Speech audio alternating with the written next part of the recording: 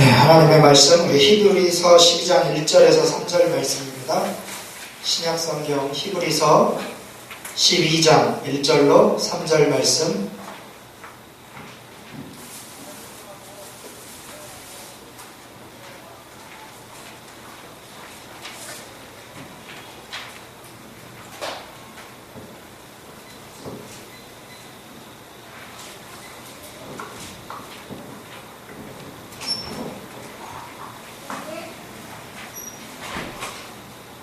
신약성경 366쪽 히브리서 12장 1절로 3절 말씀 우리 다 찾으셨으면 한 목소리로 함께 봉독하도록 하겠습니다. 이러므로 우리에게 구름같이 둘러싼 허다한 증인들이 있으니 모든 무거운 것과 얽매이기 쉬운 죄를 벗어버리고 인내로써 우리 앞에 당한 경주를 하며 믿음의 주여 또 온전하게 하시는 이인 예수를 바라보자. 그는 그 앞에 있는 기쁨을 위하여 십자가를 참으사 부끄러움을 개의치 아니하시더니 하나님 보좌 우편에 앉으셨느니라. 너희가 피곤하여 낙심하지 않기 위하여 죄인들이 이같이 자기에게 거역한 일을 참으신 일을 생각하라. 아멘. 네, 날이 갑자기 엄청 추워졌죠? 네, 차를 끌고 오는데 눈발이 날리더라고요. 오늘부터 겨울이 시작됐습니다. 네, 추운데 또 이렇게 몸을 녹이고 또 여기 오셔서 우리 함께 예배드리는 저와 여러분이 이 시간을 하나님 앞에 응답받고 은혜받고 돌아가는 시간이 되었으면 좋겠습니다. 세상에는 뭐 종교라고 이름하는 많은 종교들이 있습니다. 특히 우리나라에는 뭐 대표적인 종교라고 하면 불교가 있어요. 그렇죠? 이 불교에서는 각 종교마다 인생을, 그러니까 철학자들이나 어떤 종교를 만들어낸 자들이나 이런 사람들의 공통점이 뭐냐면 과연 인간은 누구인가? 그 다음에 인간의 문제는 뭐고 그 문제를 어떻게 해결할 것인가? 이것이 각자 종교마다 다 있습니다. 우리가 제일 가깝게 접할 수 있는 불교에도 이런 문제가 있는데 불교에서 제일 중요하게 생각하는 문제는 인간의 고통의 문제입니다. 뭐 이미 학교 다닐 때 뭐 윤리나 뭐 대학 다니시는 분들은 뭐 철학을 통해서 배우셨겠지만 불교에서는 인간의 모든 문제는 고통에서 나온다고 이야기를 합니다. 그래서 인간이 인간답게 살아가기 위해서는 이 고통의 문제를 해결해야 된다. 그러려면 어떻게 해야 되느냐 해서 나오는 게 불교에서 말하는 해탈의 경지에 이르는 그 해탈이라는 이야기가 나오게 됩니다. 그래서 이제 뭐 여러 가지 묵상도 하고 여러 가지 고행도 하면서 해탈의 경지에 이르려고 노력하는 그런 사람들이 많이 있습니다. 그런데 만약에 인간이 그렇게 고통의 문제를 해결을 해서 불교에서 말하는 해탈의 경지에 이르러서 더 이상 인간이 고통을 느끼지 않게 되었다. 그러면 그 인간은 어떻게 될까요? 여러분 한번 생각을 해보세요. 여러분들이 하루하루 살아가는데 여러분의 삶 속에 고통이 없다, 괴로움이 없다, 늘 편안하고 안정되고 행복하고 그 어떤 잘못을 해도 나에게 고통이 다가오지 않는 인생을 살아간다고 한번 생각을 해보십시오. 세상이 아름다울까요? 아마 절대 그러지 않을 겁니다. 세상은 더욱더 범죄가 난무하게 될 것입니다. 왜? 죄를 짓고 나쁜 짓을 해도 그 어떤 처벌을 받아도 고통스럽지 않으니까. 고통이 없다면 이 세상은 아름다워지는 게 아니라 더욱더 혼란스러워지게 되어 있습니다. 그게 바로 인간입니다. 그런데 유일하게 인간의 문제를 바로 바라보는 것은 바로 이 성경에서 말씀하는 하나님의 말씀입니다. 왜? 인간의 고통이 인간의 문제인 것은 확실합니다. 하지만 그거에 앞서서 왜 인간에게 고통이 왔죠? 우리는 다 알고 있죠. 왜 우리가 살아가는 이 세상이 고통스럽고 고난이고 힘듭니까? 죄 때문에 그렇게 된 거잖아요. 하지만 그 어디에서도 이 죄의 문제를 다루지는 않습니다. 오로지 인간의 모든 문제는 죄로 인해서 시작되었고 죄 때문에 우리의 삶이 고통스럽다고 말을 하는 것이 우리를 창조하신 하나님께서 하신 말씀인 것입니다. 여러분, 목사님께서 늘 주일 설교 말씀 때마다 하시는 말씀이지만 우리는 하나님을 믿는다고 해서, 예수 그리스도를 믿는다고 해서 우리의 삶의 고통이나 괴로움이 없어집니까? 안 없어지잖아요. 왜 그렇죠? 우리는 죄인의, 그 죄의 싹스로 받은 인간의 후손이기 때문에 그렇습니다. 아담과 하와가 태초에 하나님께서 인간을 만드셨을 때는 죄가 없었어요. 그들 가운데 고통이 없었습니다. 다시 말해서 하나님이 최초의 천지를 창조하셨을 때 아담과 하와를 에덴 동산에 만들었을 때는 그 자체가 천국이었습니다. 그 자체가. 근데 그 천국이 깨졌죠. 죄로 인해서. 그때부터 인간에게는 고통이 시작되게 되었습니다. 하나님도 창세기에서 말씀하시잖아요. 남자는 일을 해서 수고하는 고통이 시작되었고 여자는 출산의 고통과 또 남편을 통해서 다스림을 받는 그런 고통이 시작이 되었습니다. 그래서 우리 인간의 모든 문제는 우리는 알고 있어요. 이 죄 때문에 인간의 모든 문제가 시작되었고 지금도 우리가 살아가는 모든 문제는 죄로 인해서 살아가고 있는 거구나. 육신을 입고 이 땅에 살아가고 있는 우리에게는 그래서 그 어떤 것도 우리를 고통에서 벗어나게 할 수 없습니다. 그 어떤 것도 우리의 삶의 괴로움에서 벗어나게 할 수 없습니다. 다시 하나님이 천지를 창조하셨을 때 만들어 놓으신 그 에덴 동산으로 돌아가기 전에는 우리는 결코 이 고통에서 헤어날 수 없다는 것입니다. 아무리 우리가 하나님을 믿고 예수 그리스도를 믿고 하나님의 자녀가 되었어도 우리의 삶은 매일매일이 고통이고 괴로움은 어쩔 수 없습니다. 결국은 우리는 영원한 천국에 들어갔을 때만 이 영원한 고통과 괴로움에서 해방이 된다는 말씀입니다. 그래서 우리 예수님께서는 우리의 그 죄, 고통의 문제가 시작되었던 그 죄의 문제를 해결하기 위해서 이 땅에 오신 거고 우리를 위해서 십자가에 죽으셨던 것입니다. 우리는 그래서 이렇게 죄사함을 받았고 의인이 되었는데 아까도 말씀드렸듯이 우리의 현실은 늘 하루하루가 고통의 연속이고 고난의 연속이 이어지고 있습니다. 여러분들은 매일매일 행복하고 즐겁고 물론 사는 게 행복하고 즐겁지만 고통을 느끼시죠? 때로는 고난이 느껴지고 하루하루 사는 게 어쩔 땐 버거울 때도 있고 힘들 때가 있잖아요. 저는 요즘 들어서 더 버겁고 더 많이 힘듦을 더 많이 느끼는 것 같아요. 어떻게 보면 오늘날 이 대한민국을 살아가는 크리스찬이든 아니든 모든 사람들을 막론하고 하루하루 살아가는 것이 힘들고 어려운 사람들이 더 많으리라 생각이 됩니다. 오늘 말씀에 보면 12장 1절 말씀에 보면 이런 말씀이 있어요. 이러므로 우리에게 구름같이 둘러싼 허다한 증인들이 있으니, 여기서 이 증인이라고 말씀하시는 것은 그 앞에 11장을 보면 나옵니다. 11장의 믿음의 증인들, 허다한 증인들에 대해서 11장에 쭉 설명을 하고 있습니다. 제가 이름만 간략하게 11장을 쭉 훑으면서 불러드릴게요. 11장 4절에 보면 아벨이 나오고요. 5절에 보면 에녹이 나옵니다.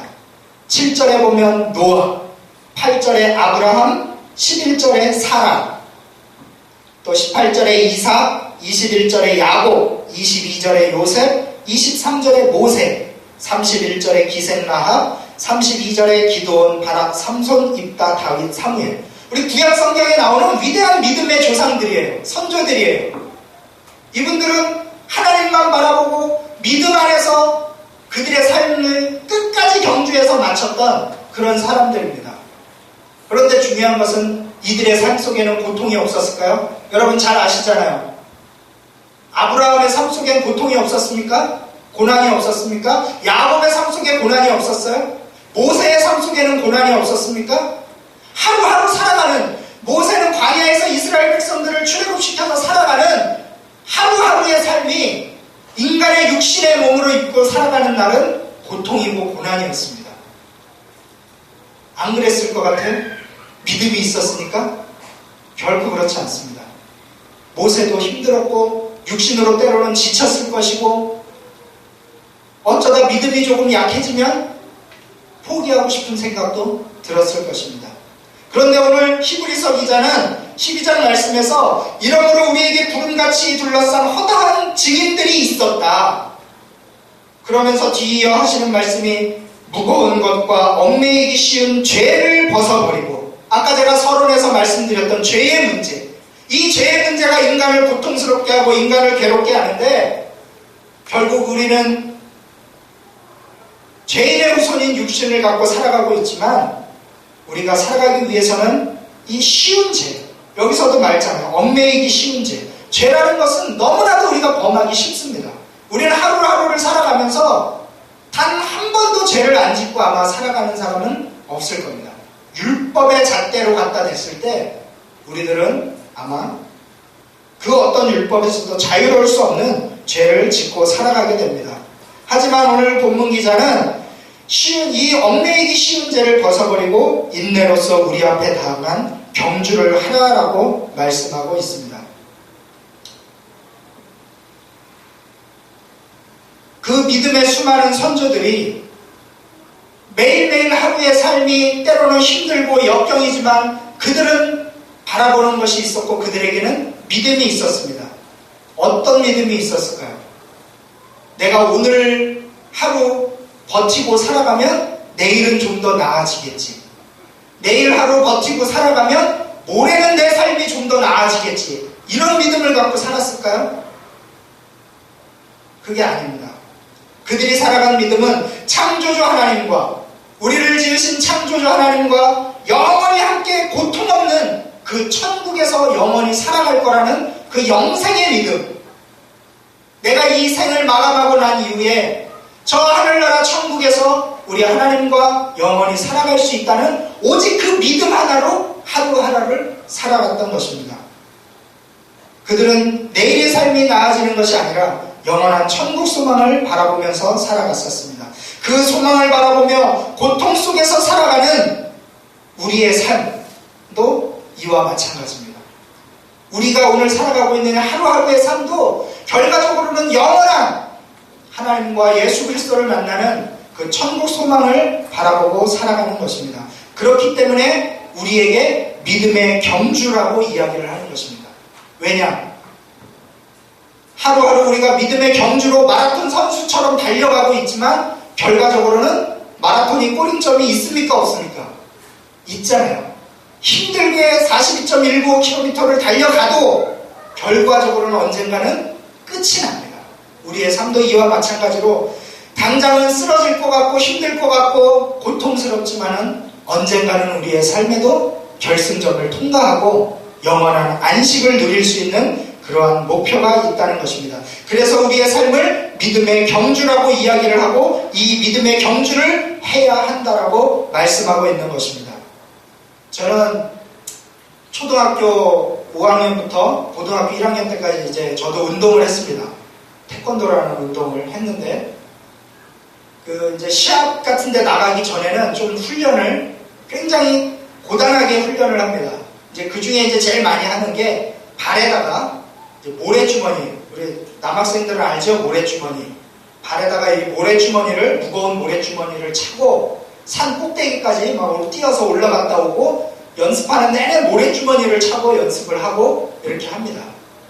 되게 무거워요. 막 발이 무겁고 그거 메고 뛰면은 발에다가 그 모래주머니를 메고 뛰면 정말 산에 올라가기가 정말 힘듭니다. 근데 그렇게 연습하기, 시합 나가기 하루 전날까지 그렇게 힘들게 그거를 매달고 연습을 하다가 시합을 나가서는 그 모래주머니를 차고 시합을 할까요? 뛰고 시합을 할까요? 이제 더 이상 모래주머니를 차지 않죠. 정작 시합을 할 때는 모래주머니를 발에서 뛰고 가볍게, 가벼운 발로 태권도 시합을 하게 됩니다.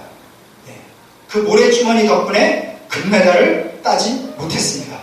제가 2번을 시합을 나가서 은메달만 2개 딴 기억이 있습니다.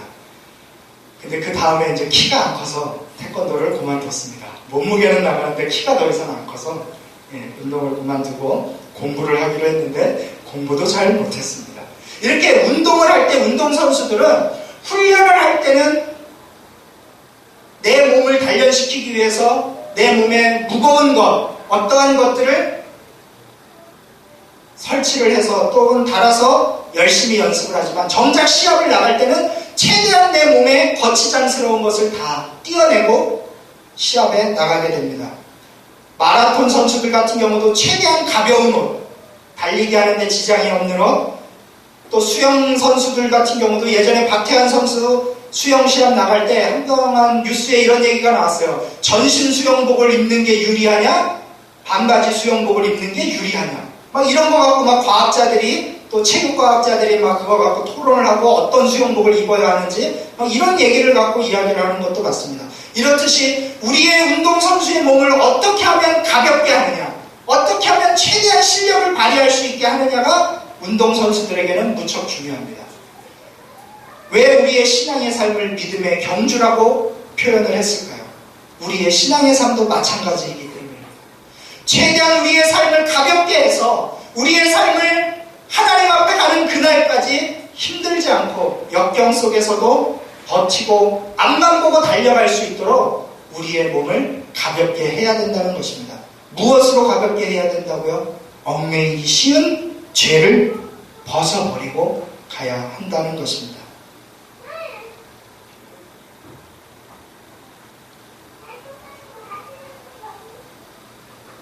우리는 하루하루 살아갈 때 정말 잘 살아보고 싶어요. 저 같은 경우도 좀 내일은 조금 더, 내년에는 조금 더.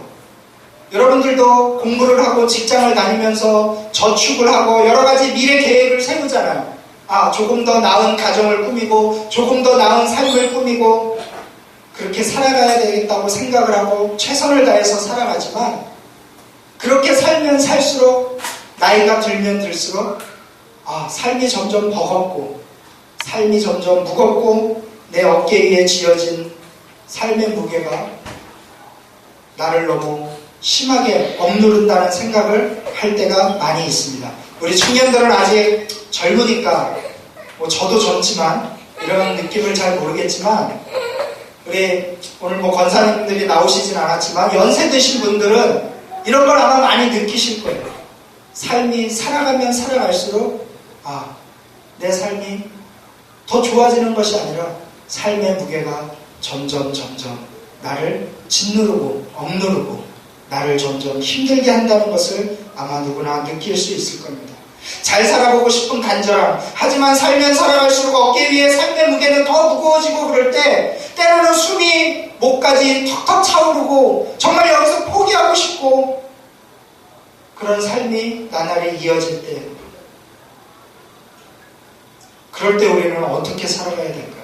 세상 사람들은 때로는 술에 의지해서 살아가기도 하고 때로는 친구에 의지해서 살아가기도 하고 때로는 여러 가지 취미생활과 다른 것을 통해서 그러한 삶들을 어떻게든지 풀어내려고 애쓰고 있지만 오늘 성경 말씀에서는 그럴 때 우리의 삶이 믿음의 주여 온전케 하시는 이인 예수를 바라봐야 한다고 말씀하고 있습니다.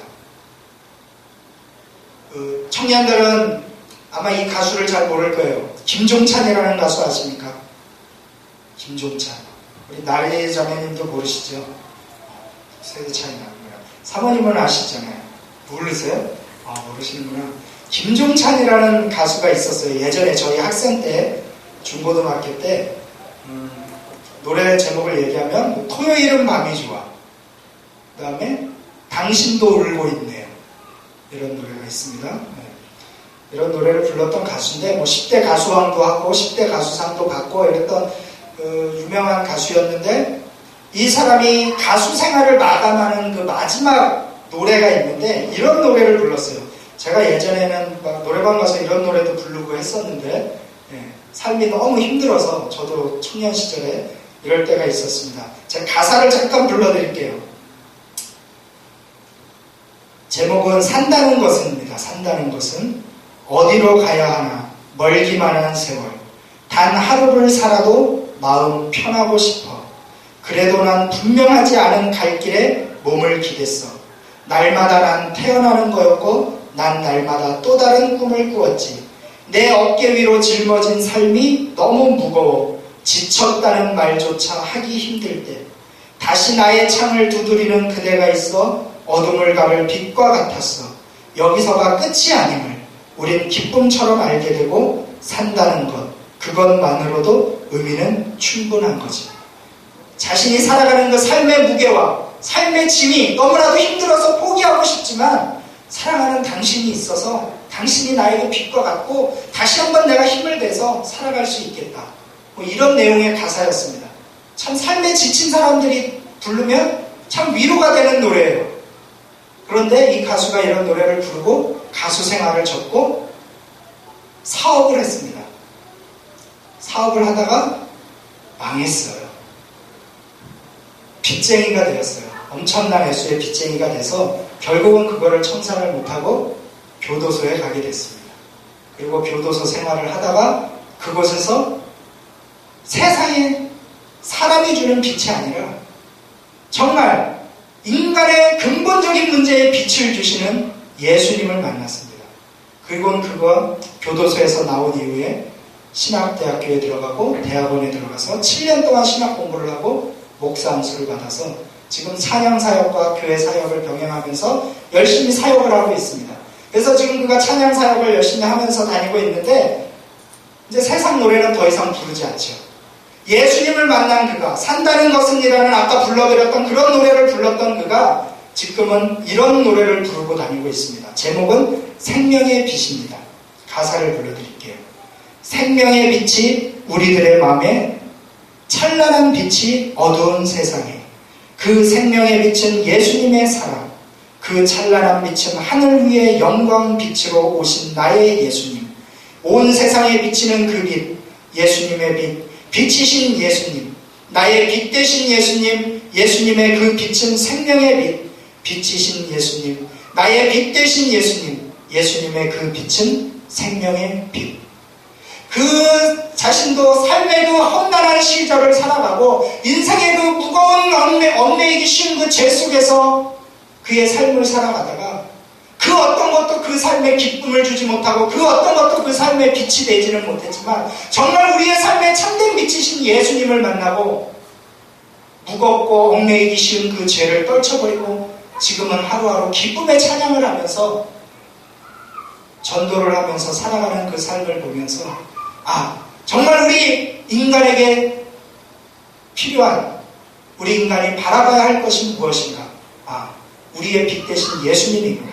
오늘 본문에서도 그렇게 말씀하고 있습니다. 예수님을 바라보는 것만이 우리 삶의 진정한 길이고 진리라고 말씀하고 있는 것입니다.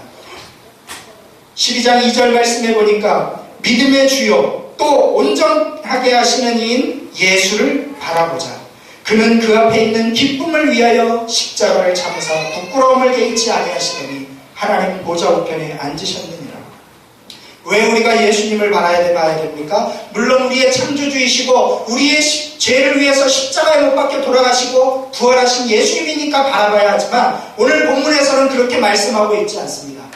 우리가 예수님을 바라봐야 하는 이유 힘들고 어렵고 낙심될 때에 우리가 죄 속에서 허덕일 때에 그 죄의 문제를 뿌리치고 일어설 수 있는 그 힘을 예수님에게서 찾아야 한다고 하는데 왜 예수님을 바라봐야 하느냐?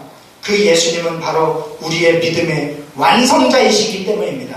믿음의 본을 보여주셨기 때문입니다. 예수님은 그 앞에 기쁨을 위해서 십자가를 참으셨고 부끄러움을 개의치 않으셨다라고 합니다. 왜 그러셨죠? 우리 3절 말씀을 한번 보겠습니다. 3절 말씀 다 같이 한번 읽어볼게요. 시작. 너희가 피곤하여 낙심하지 않기 위하여 죄인들이 이같이 자기에게 거역한 일을 참으신 일을 생각하라. 예수님을 왜 생각하라고 하느냐? 우리가 여기서 우리가는 저와 여러분을 얘기하는 거잖아요. 너희가는 우리가 피곤하여 낙심하지 않게 하기 위해서 예수님께서 그 십자가의 부끄러움과 십자가의 고통을 참으시고 당당하게 십자가에 달리셨다는 겁니다. 단지 우리의 죄를 위해서 달리신 것뿐만이 아니라 예수님이 부활하신 이후에 예수 그리스도를 따라가는 우리들이 살아가는 그 하루하루의 삶이 고통이고 고난이고 힘들고 어렵다는 것을 알고 계시기 때문에 내가 너희들을 대신해서 먼저 이 험난하고 고통스럽고 고난의 십자가의 길을 너희들을 생각하면서 내가 먼저 갔다라는 것입니다. 우리가 너희가 피곤하여 낙심하지 않게 하기 위해서 예수님이 먼저 먼저 그 길을 가셨다는 것입니다. 사랑하는 저와 여러분, 우리 함께 천국 영광을 누리는 그 기쁨을 위해서 예수님께서는 그 길을 가셨다는 것입니다. 여러분, 우리도 함께 그 예수님을 만나고 그 예수님과 영원한 천국에서 영광을 누리는 그 날을 위해서 예수님을 바라봐야 하는데, 그 예수님을 바라볼 때 천국에 계시는, 보좌에 계시는 예수님을 바라보는 것이 아니라 고통과 고난 속에서 남들의 손가락질과 부끄러움 속에서도 묵묵히 그 길을 가셨던, 고난 속에 계셨던 그 예수님, 그곳에서도 그 어떤 것도 불평하시지 아니하고 그 어떤 것도 포기하지 않으시고, 예수님도 우리와 똑같은 육신의 몸을 입고 이 땅에 오셔서 우리처럼 똑같이 고통을 느끼시고, 어떻게 보면 우리보다 더 큰 고통을 느끼시면서 그 십자가에 달려 돌아가셨는데, 그 예수님을 바라보면서 따라오라는 말씀입니다. 여러분, 힘들 때 무엇을 바라보겠습니까? 가족관계 속에서, 학교관계, 직장관계, 여러가지 인간관계와 내 삶의 문제와 내 죄의 문제 속에서 어디에서 우리의 해결책을 찾고 살아가기를 원하십니까? 힘들고 어렵고 하루하루가 정말 쓰러질 것 같은 그런 삶이 행여나 우리에게 닥칠지라도 그 길을 먼저 가셨던 그 예수님, 그 주님만 바라보면서 살아가는 저와 여러분이 되시기를 바라겠습니다. 기도하겠습니다. 사랑이 많으신 아버지 하나님의 은혜를 감사합니다.